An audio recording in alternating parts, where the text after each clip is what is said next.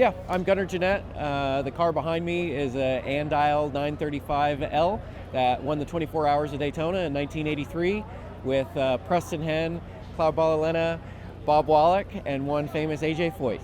Yeah, so the car was built by Andial in Southern California in late 81, early 82, I believe. It is a tube frame 935, like lots of other cars of that era.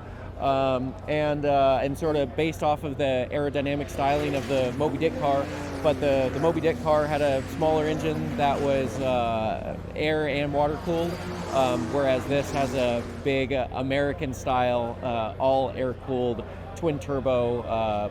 It ran both a 3-liter and a 3.2-liter back in the day. I think it qualified with 3.2 and then raced with a 3-liter at Daytona. So yeah, very much a period correct 935 with lots of cool history. So it was made by Andial. Andial, and I think they had the fabricator was Glenn Blakely, who had lots of famous history in Trans Am and all sorts of stuff. How come they ended up making a 935 themselves rather than buy one for Porsche? You know, that's a great question. I'm sure, if you got Alwin or Dieter, who are both here, they could tell you much better than I could. But yeah, so Andial built it, and they raced it themselves for a couple of events before Preston Henn bought it. My father was a crew chief of the team back then, and so yeah, I have lots of personal history with this car, being at the race as a 1-year-old. It's very cool. It's in some regards more refined than some other 935s. Also, sort of the way the turbos and intercoolers are set up, it sounds different. Like I'm most people are very, very familiar with the late 935s, like the K3s that have the two turbos close together, exiting out of just the normal pipes. The configuration is a little bit different, so it actually sounds more like a 956 or a late 962 that's water cooled.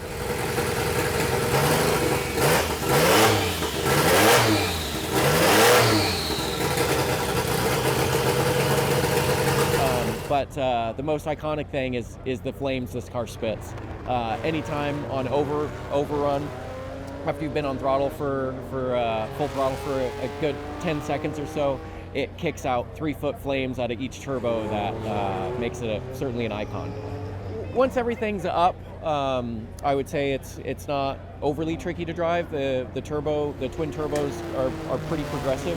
That being said, it does have a locked rear end in it, and so when you're going out on cold tires, like I struggle to just make pit lane. The first time driving out here, I was like, I'm gonna crash it in this turn in pit lane. That I was not expecting that.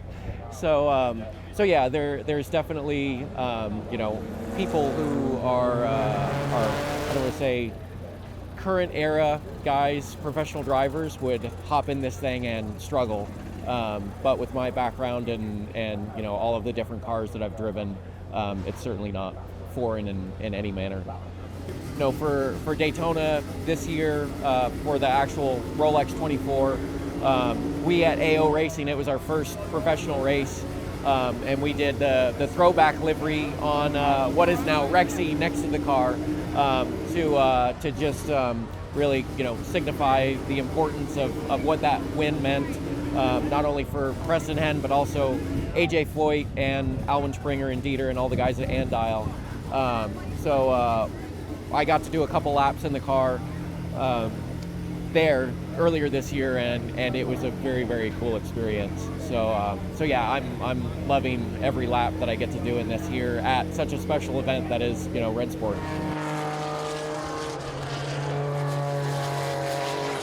I mean, I've grown up around Porsches. Like my entire life has been sitting in 935s, 962s, on summer break playing race car driver before I could even see over the steering wheel.